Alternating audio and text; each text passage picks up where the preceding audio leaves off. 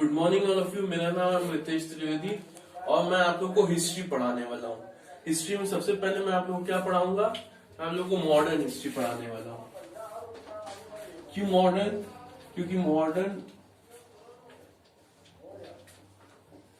क्योंकि modern history में सबसे ज्यादा क्वेश्चंस आते हैं। 40% क्वेश्चंस आपके मॉडर्न इंडियन हिस्ट्री के रहेंगे। उसके बाद बाकी जो भी 60% बचता है उसमें से आपको मिडीवियल और एंशियंट और वर्ल्ड हिस्ट्री, इन तीनों से आते हैं। मेनली जो क्वेश्चंस आजकल हिस्ट्री में बन रहे हैं वो ज्यादातर मॉडर्न से आते हैं। अगर हम लोग बीपीएससी की बात करें तो उसमें तो मान लीजिए 60% क्वेश्चंस आपके मॉडर्न हिस्ट्री के रहेंगे, factual based. Modern Indian history का टाइम लिमिट होता क्या है, आइए देखते हैं। ये होता है आपका 1757 से लेके 1947 तक, ठीक है। तो फिर 1940 और ये है क्या 1757 में जब प्लासी का युद्ध हुआ था, उसके बाद से लेके 1947 को हम लोग कहते हैं मॉडर्न इंडियन हिस्ट्री। लेकिन इसमें हम लोग को और भी चीजें, हम लोग सिलेबस को 7 भागों में बांट के पढ़ेंगे। 7 पार्ट्स आएंगे हम लोग के सिलेबस के। आइए देखते हैं।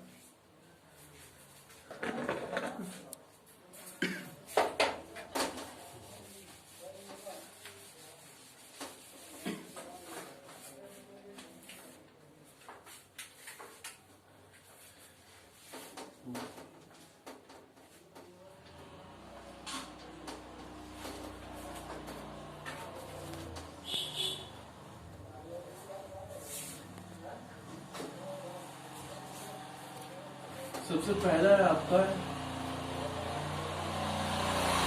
Advent of the foreign company, विदेशी कंपनियों का भारत में आगमन। सबसे पहले हम लोग इसे पढ़ेंगे। इसके बाद हम लोग देखेंगे expansion of the British Empire, British Empire का विस्तार।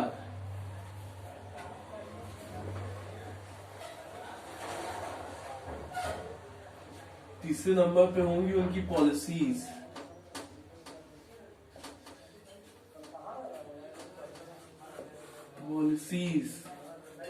And schemes of Britishers. उसके बाद हम लोग रिबेलियन, कौन कौन से रिबेलियन, रिलीजियस रिफॉर्म,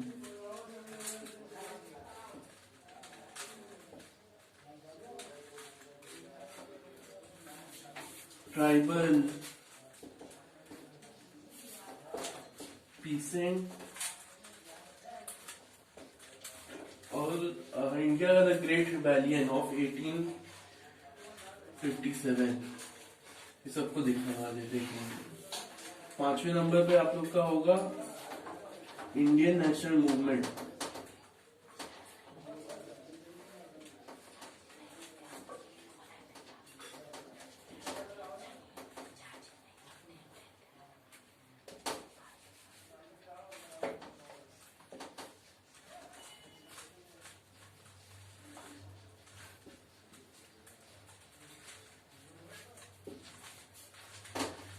सिक्स पे हम लोग करेंगे कुछ मिसलेनियस, कुछ इंपॉर्टेंट टॉपिक्स जो पढ़ने इंपॉर्टेंट होते हैं। और 7th में इंपॉर्टेंट फैक्ट्स।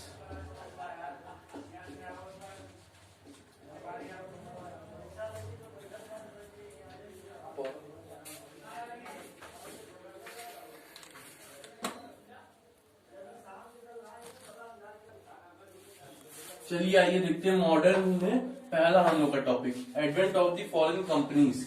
फॉरेन कंपनीज यहाँ आना क्यों चाहती थी, इसके रीजंस क्या थे। सबसे बड़ा रीजन था स्पाइस, मसाले। जो फॉरेन कंपनीज थी उन लोग को मसालों की आवश्यकता होती थी, क्योंकि अपने जो उन लोग के जो मीट था, मीट को मैरिनेट करने के, रखने के लिए, प्रिजर्व करके रखने के लिए उन लोग को स्पाइसेस की जरूरत थी। क्यों वो लोग स्पाइसेस को प्रिजर्व करके रखते थे? क्योंकि यूरोपीय जो देश है वो ज्यादातर ठंडे देश होते थे, इसलिए वहां में मीट का उपयोग बहुत ज्यादा होता था और उसे प्रिजर्व करके रखना भी उन लोग के लिए जरूरी था, इसीलिए वो लोग स्पाइसेस का उपयोग करते। लेकिन स्पाइसेस की खेती वहां होती नहीं थी, इसलिए वो उसे इंडिया से मंगवाते थे। ऐसा नहीं कि केवल स्पाइसेस का ही व्यापार किया जाता था, इसके अलावा कपड़ों का भी व्यापार किया जाता था इंडिया का।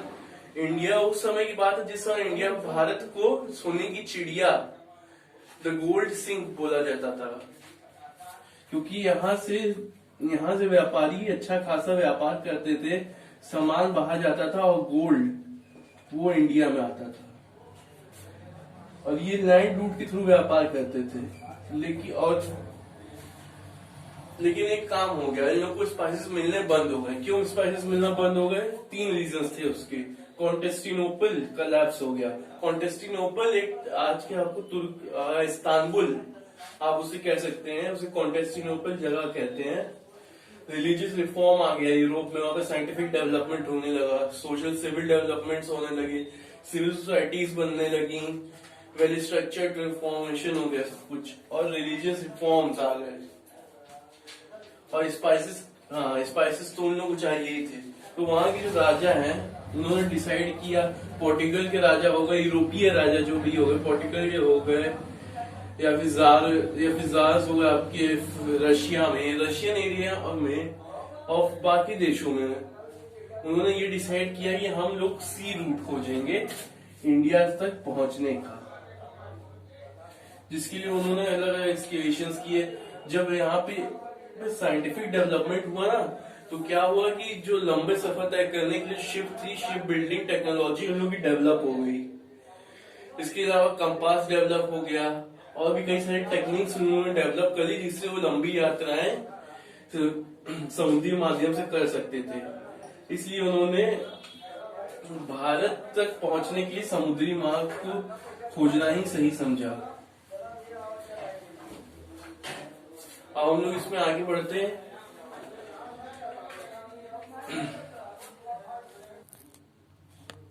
तो चलिए अब हम लोग आगे बढ़ते हैं। अब तक हम लोगों ने देखा था कि क्यों उन लोग को आवश्यकता पड़ी हम लोग के भारत तक आने की, किस तरह से उनका रास्ता ब्लॉक कर दिया गया था। ये रहा हम लोग का भारत। अरे यार क्या use blue, yeah, or black.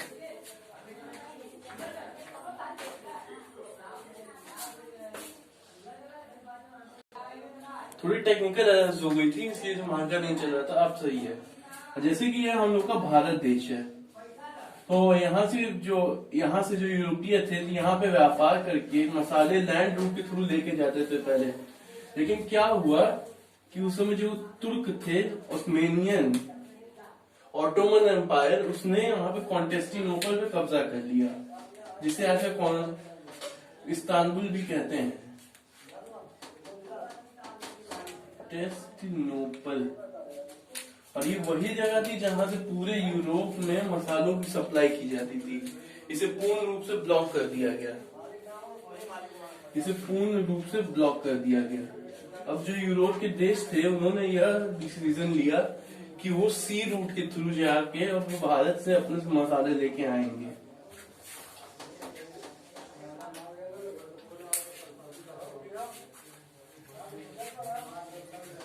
C root के थ्रू जाके अपने मसाले लेके आएंगे। इसके लिए उन्होंने कई सारे अभियान भेजे पानी में, जहाजों के थ्रू रास्ता खोजने के लिए। इन्हीं में से एक था कोलंबस का अभियान। जो कोलंबस का अभियान निकला था, कोलंबस काम किस देश के थे? इटली देश के था। और गैब्रियल कहाँ के थे? कोलंबस जो कि इटली के थे, उन्होंने अमेरिका की खोज कर दी।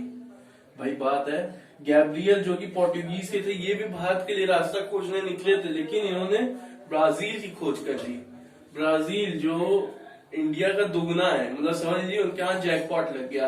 और यही रीजन था कि पोर्टुगीज का फोकस भारत से हट के चला गया था ब्राजील की तरफ, क्योंकि उन्हें ब्राजील मिल गया था। इंडिया की सी रूट की खोज आखिरकार वास्को डी गामा ने कर ही दी 1498 में। उसके बाद ऑस्ट्रेलिया की खोज देख लीजिए, इसे कुक ने की थी। बस कुक, कैप्टन कुक इनका नाम था, और ये ब्रिटेन के थे। ब्रिटेन ने ऑस्ट्रेलिया की खोज की थी। न्यूजीलैंड, तस्मानिया, न्यूयॉर्क की खोज हॉलैंड के तस्मैन ने की थी। उन्हीं के नाम पे इसे तस्मानिया बुलाया जाने लगा। तो जैसे कि हम लोग अब तक देख सकते हैं क्यों आवश्यकता पड़ी उन्हें भारत आने की। वो लोग राज करने नहीं आ रहे थे, वो लोग व्यापार करने आ रहे थे। उन लोग को जरूरत थी मसालों की, और ऐसा नहीं कि केवल मसालों का ही व्यापार हो रहा था भारत के साथ, इसके अलावा कपड़ों का व्यापार। डच आए तो उन्होंने कपड़ों का व्यापार किया। आइए हम लोग वो लोग भी देख लेते हैं कौन कौन आया और क्या क्या उन्होंने किया। चलिए तब फिर हम लोग आगे बढ़ते हैं, देखते हैं कहाँ पे भारत में वो सब कैसे आए, उनका आगमन कैसे हुआ, और उन्होंने अपने सेंटर्स कहाँ स्थापित किए। PDEF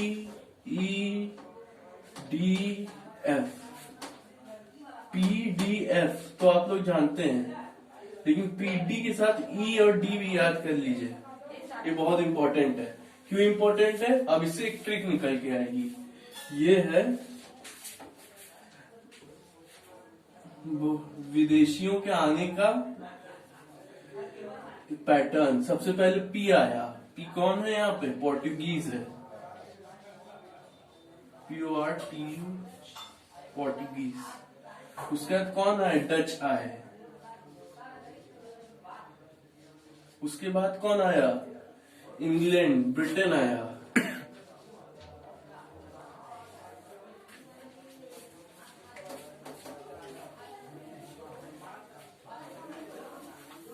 उसके बाद कौन आया? डेनिश आया। डेनिश DNI ऐसे डेनमार्क वाले भी कह सकते हैं, हॉलैंड वाले।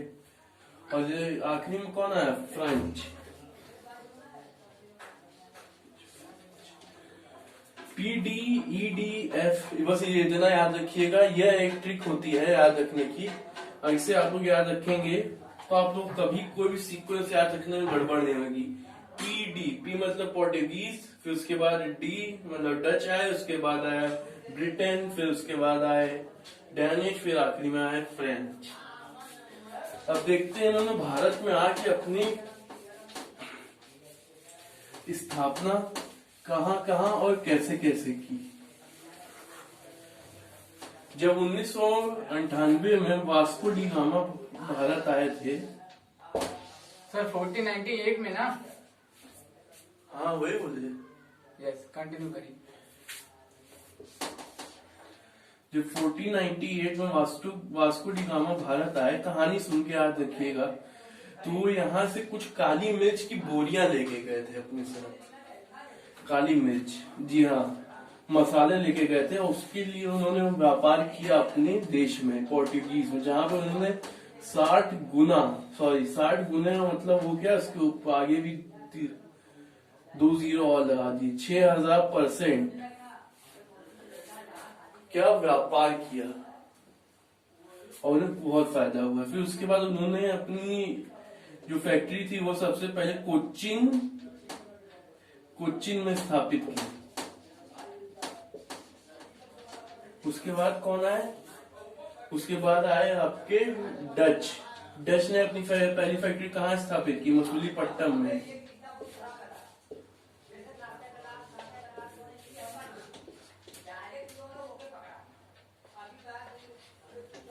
उसके बाद इंग्लिश ने भी अपनी पहली फैक्ट्री मछलीपट्टनम में ही स्थापित की थी।